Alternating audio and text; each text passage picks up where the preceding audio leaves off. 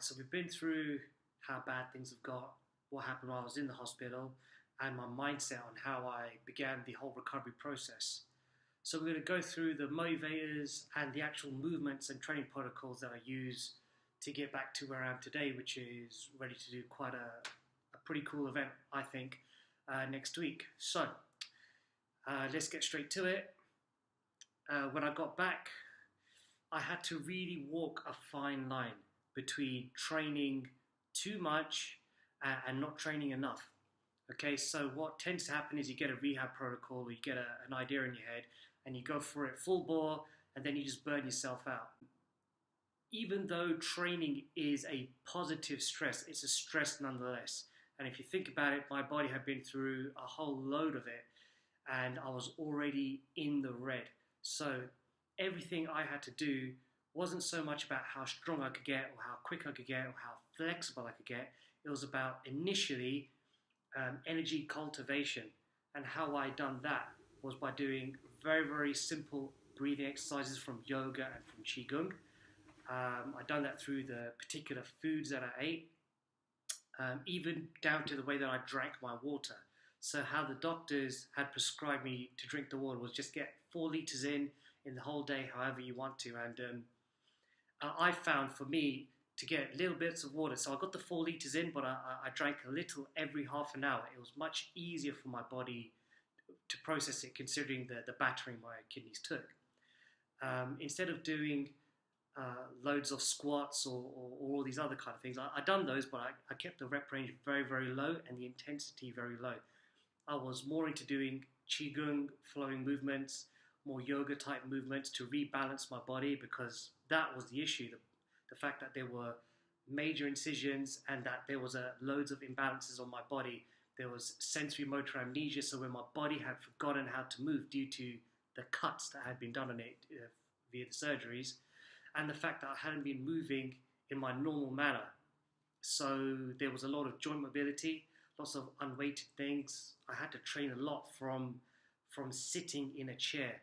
I really only had one good limb. Both legs and the arm had multiple surgeries. So while I was moving a lot with the rest of my body, so moving the joints, the neck, the shoulders, thoracic, lower spine, pelvis, everything, all the way down, head to floor, core to periphery, in ever increasingly sophisticated motions. So I started very simple, just linear motions, and then I progressed to circular motions, figure of 8, and eventually clover leaves. When I felt better in my body and more comfortable in various ranges of motion, I then started to do some very basic bodyweight calisthenics. I went to the 3 main movement patterns that we as humans really need to do, which is a push away from the earth with the hands, a pull with the arms, and then push with the legs. So, calisthenics 101, push-ups, squats, or lunges in my case, because I had uneven musculature on either leg, and pull-ups. It's quite humbling from being able to do, gymnastic level kind of calisthenics to basically not even be able to do a singular push-up. I mean, I fell flat on my face the first time. The pull-ups, that was bad. I would try to do a normal pull-up on rings thinking, yeah, I've got this. I had to go to a negative. I didn't even have any contractile strength in my grip. I just slipped off numerous times, and yeah, it was humbling, but it was also an opportunity to step back, look, reassess, and come up with different ways on getting back to where I was. So, it was all about just testing and reassessing, which I have absolutely no problem with. If you spend any amount of time as a martial artist, you get used to failure being a buddy of yours, which really leads me to my motivations.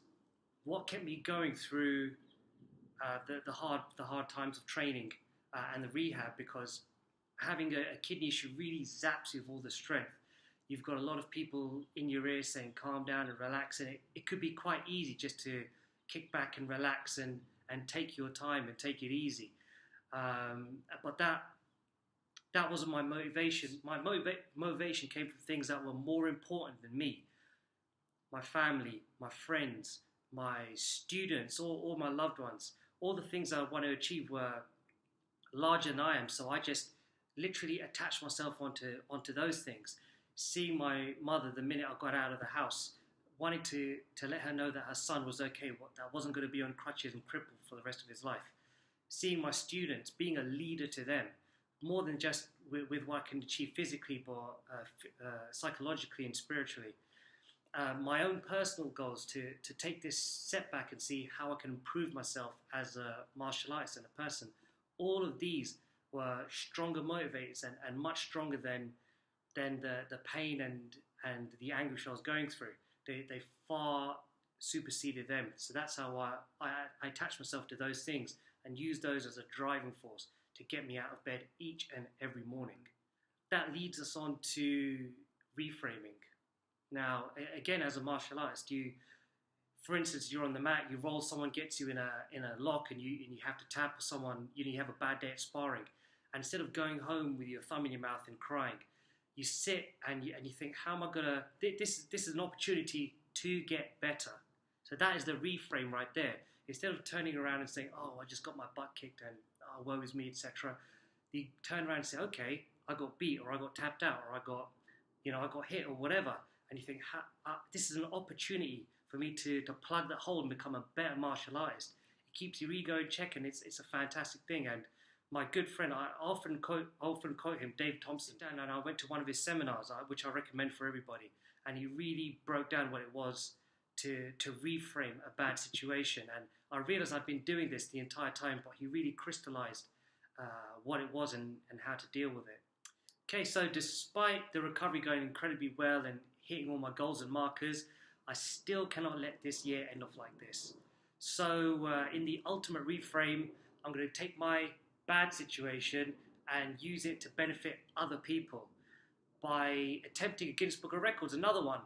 So with the only good limb I have left, I'm going to try and beat the world record for most amount of punches in 60 seconds, which currently stands at 377. Which is quite a lot. So I think I can get around about 400 or above. I have been training. I've been training ever since I woke up in the hospital bed. It's been on my mind to achieve something and finish this year strong.